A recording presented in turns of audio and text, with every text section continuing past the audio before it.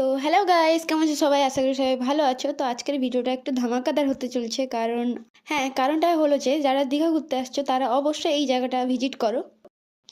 ফার্স্টেই Kanthi solar road থেকে total চলে গেছে দীঘা অবধি এই রোডটা।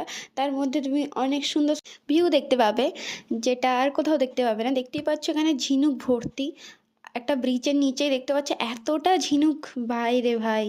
তারপরেই দেখতে পাবে সি সাইড দিয়ে ড্রাইভ করার সুযোগ। দেখতেই পাচ্ছ আমরাও যাচ্ছি সাইডে, সি জাস্ট অসাম লাগবে।